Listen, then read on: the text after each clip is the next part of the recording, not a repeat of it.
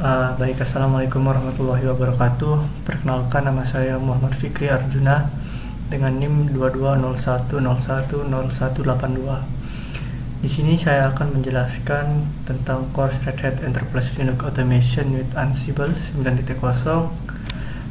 yang dimana section 10.4, yaitu lab untuk memanage host pada Linux dan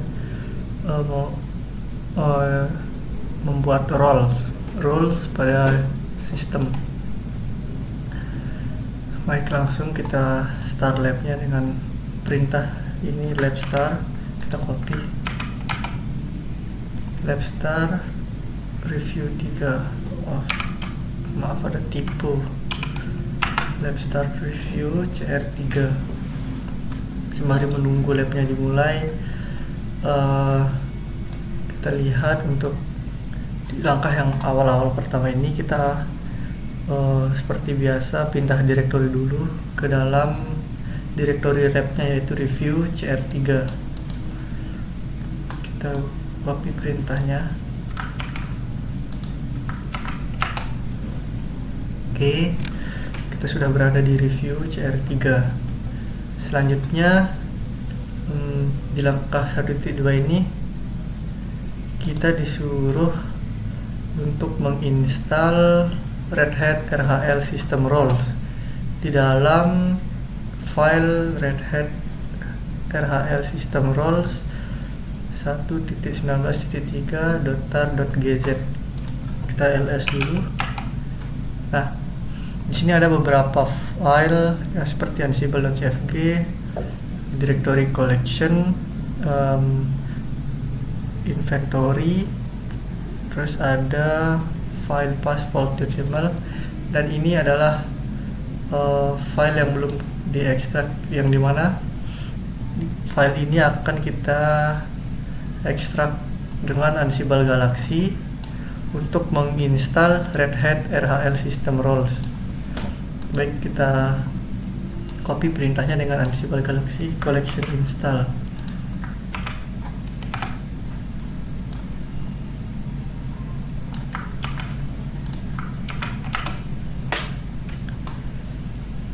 Nah, di sini sudah sukses menginstal Red Hat RHL System Role-nya, seperti yang di sini sudah sukses. Lalu di langkah kedua kita akan membuat file dengan nama storage.yml, membuat playbook dengan nama storage.yml dengan menargetkan grup host web server dan menggunakan Red Hat RHL System Role Storage untuk role-nya. Baik, kita buat dulu filenya storage.yml.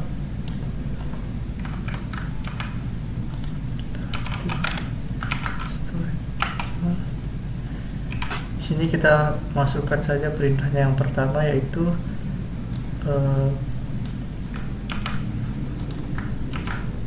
nah, di sini dengan nama playbooknya configure storage on web server, host yang dikelola web server.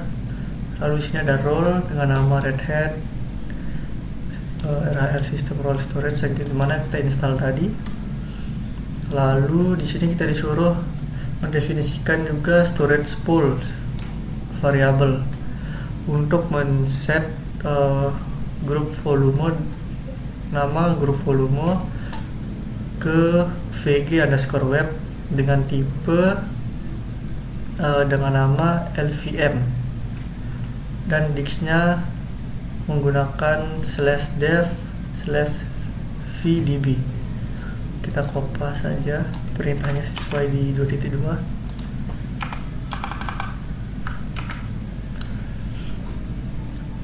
Lalu di sini kita juga mendefinisikan volume di dalam storage pool-nya. Kita copy.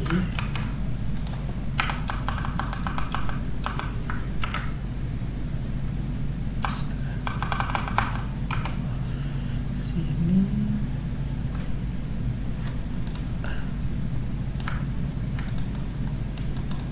copy dulu semua sampah spasinya karena ini berpengaruh.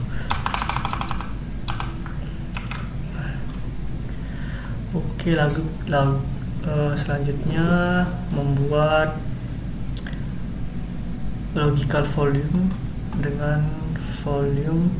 dengan nama LV content dengan size 128 MB dengan file system dan type-nya XVS, XFS, dan mount point yaitu adalah /var/www/html/content. Baik, kita copy volumenya dengan nama content seperti perintahnya, seperti ini. Lalu kita juga akan membuat logika volume lagi, sama kita copy bawahnya.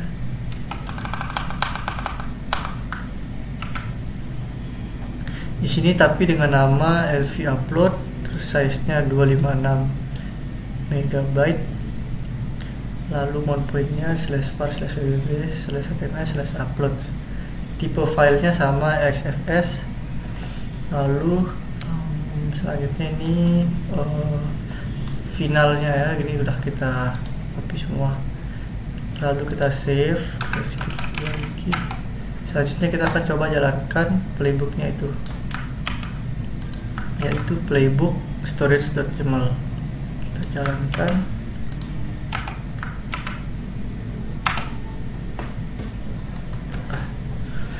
Berjalan.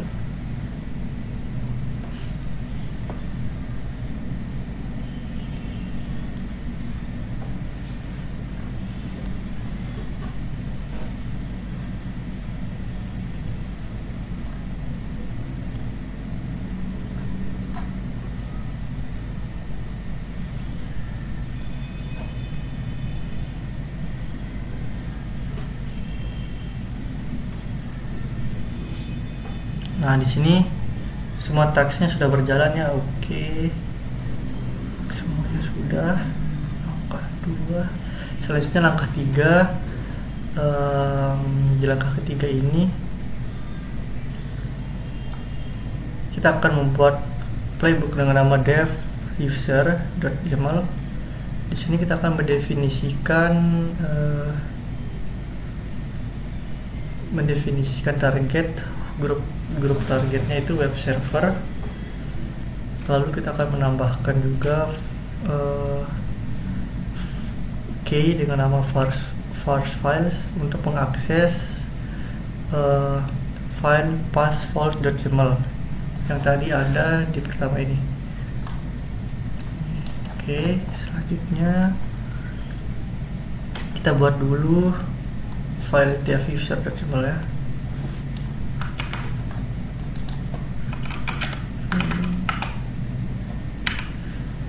Isiannya dari filenya itu adalah ini ya, sudah ada, kita copy.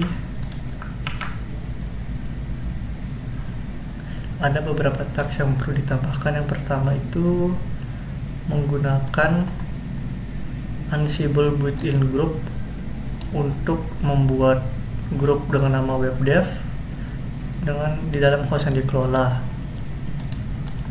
Kita copy tagsnya. Tags pertama sudah selesai.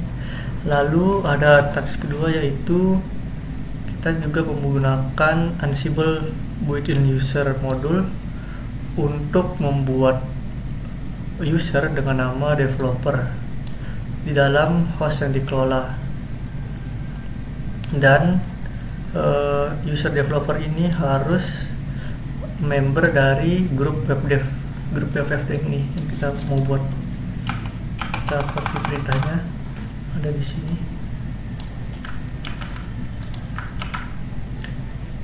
Oke. Lalu dalam tags ketiga kita juga menggunakan Ansible built-in line in file module untuk memodifikasi file konfigurasi sudo agar bisa mengizinkan grup web dev member untuk menggunakan sudo tanpa password dan menggunakan validasi parameter untuk memvalidasi sudoers. Oke, kita copy perintahnya.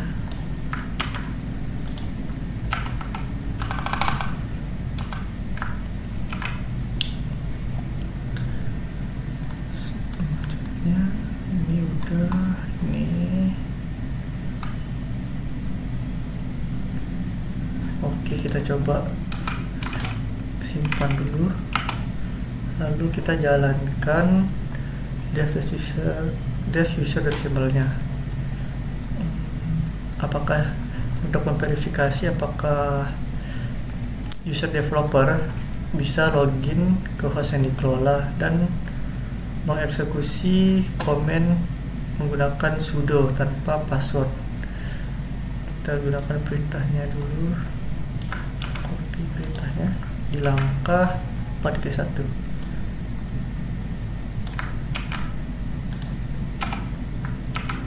Oke, kita tunggu passwordnya, kita red hat.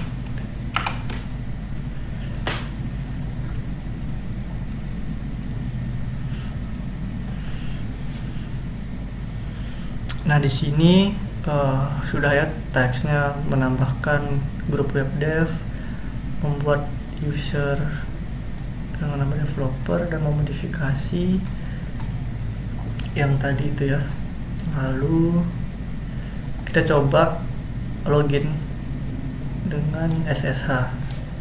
Di sini seharusnya tidak perlu menggunakan password.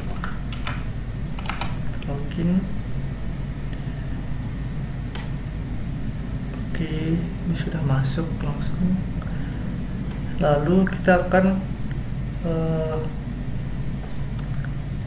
menuju user root untuk mengkonfirmasi apakah menggunakan password atau tidak. Seharusnya di sini tidak menggunakan password karena sudah dimodifikasi tadi.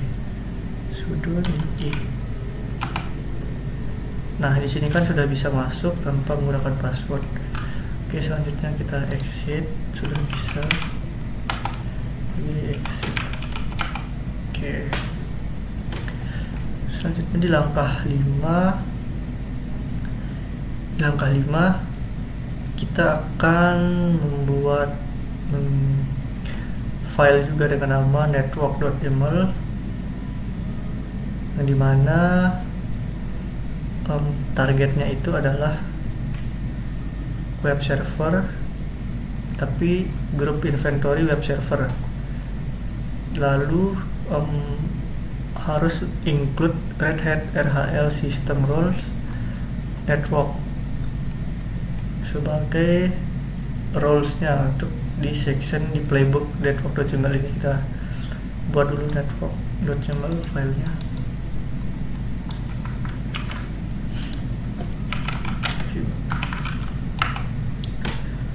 Selanjutnya kita copy perintah isiannya untuk file playbook. Ini angka 5.1, selanjutnya angka 5.2.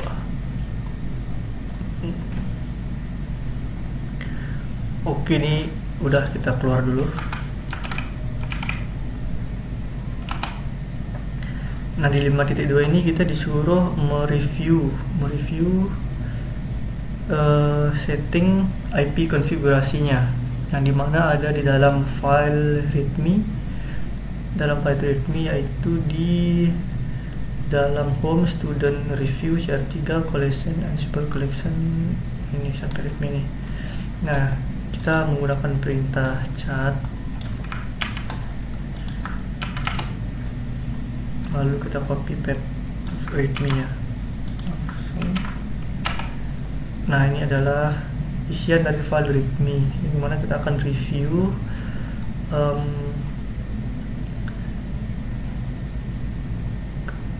apakah network ini ada apa tidak. Oke, kita lihat, kita kita scroll dulu, harusnya ada di sini ya, sesuai.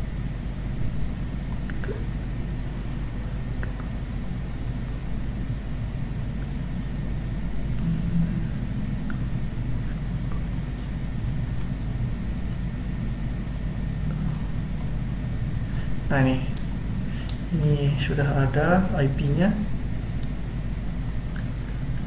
address, lalu kita sudah bisa ada di dalam 5.3 kita disuruh buat directory dengan nama group var, dan di dalam group var ini kita juga membuat directory dengan nama web servers. Kita langsung menggunakan perintah ini, make directory / web server, agar si web server ini menjadi subdirectory dari group vars ini. Lalu kita enter. Nah di sini sudah terbuat direktorinya, terus di sini subdirectory web server. Lalu di 5.4 di sini kita disuruh membuat file dengan nama var.yaml.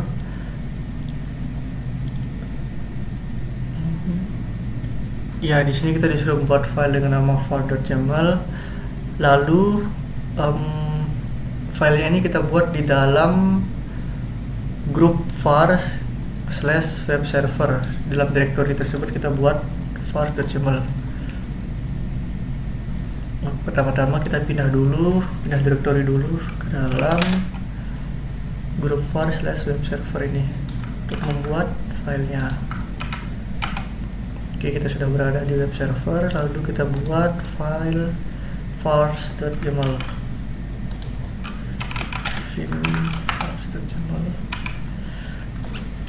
Lalu kita isi ini isiannya, kita copy.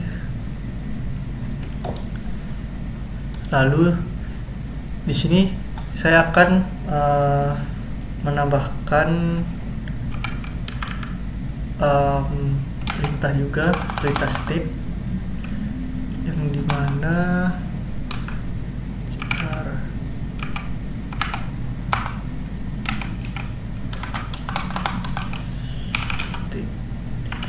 state up untuk mengaktifkan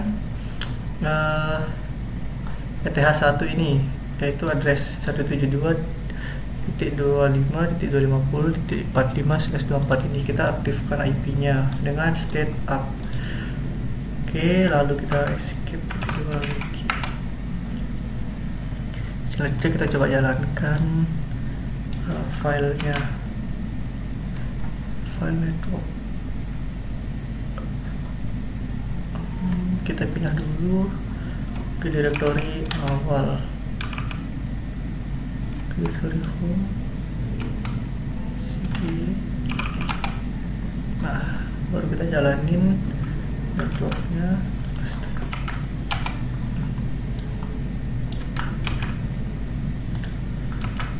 Oke, kita coba apakah berhasil menjalankan file network.yaml. Oke.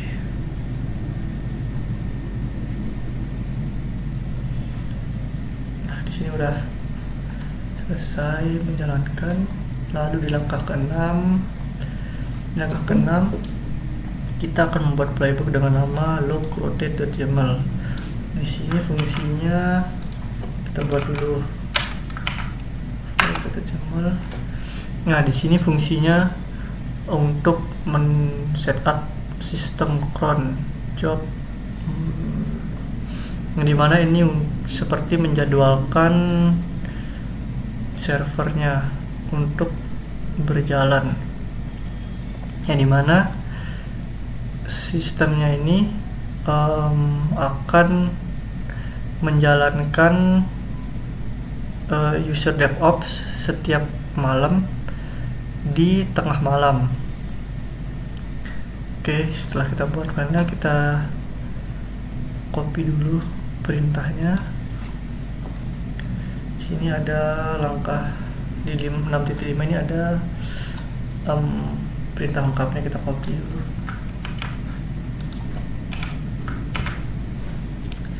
Nah, di sini namanya adalah recurring cron job. Hostnya yang itu adalah web server, yang dimana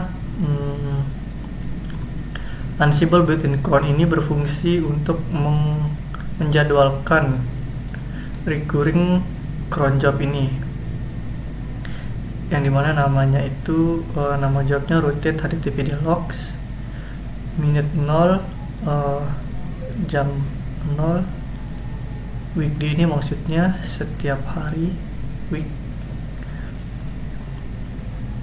Lalu setelah semuanya terinstall, kita escape gitu lagi. Lalu kita cek sintaknya dulu, apakah ini bisa.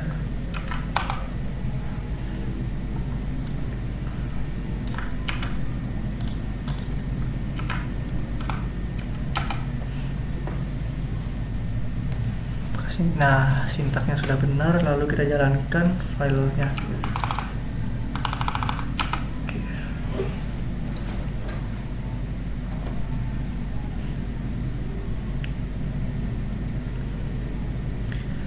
Di sini filenya sudah berjalan dengan lancar. Selanjutnya di langkah ke-6.8 kita akan memverifikasi file cronnya, apakah isian kontennya benar atau tidak. Kita copy perintahnya dengan ssh devops server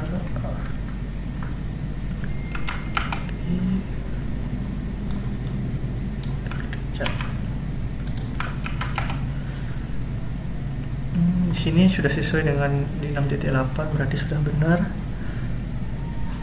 Lalu di langkah ke-7 kita disuruh membuat playbook dengan nama site.yml, yang dimana di sini adalah site.yml ini berfungsi untuk menjalankan seluruh playbook, yaitu playbook storage.yml, devuser.yml, network.yml, dan logrotate.yml. Lalu di sini kita buat dulu filenya vim site.yml.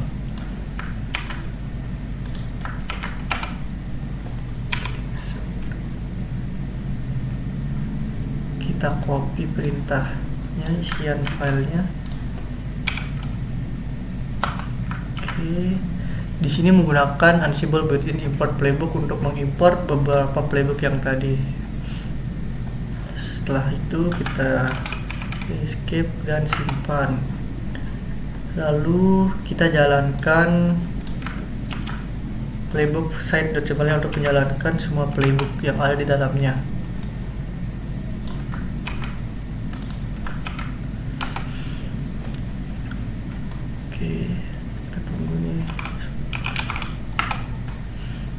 Kita tunggu apakah berhasil berjalan atau tidak. Oke.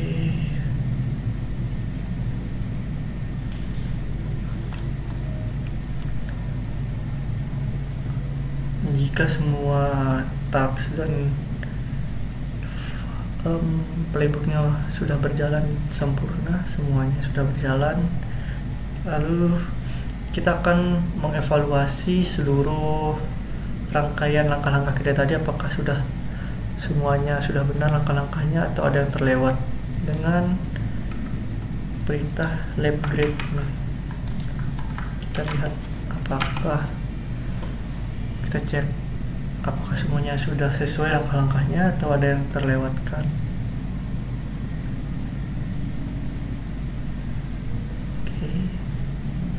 Tunggu.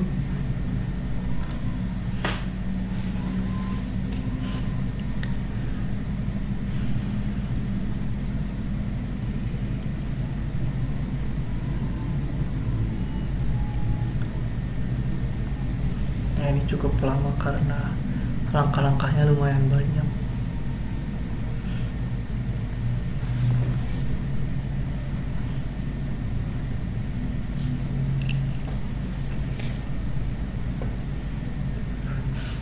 Nah, sini labnya sudah lolos semuanya, udah pass, berarti sudah semuanya berhasil dijalankan sesuai langkah-langkah. Lalu kita finish labnya untuk mengakhiri lab ini.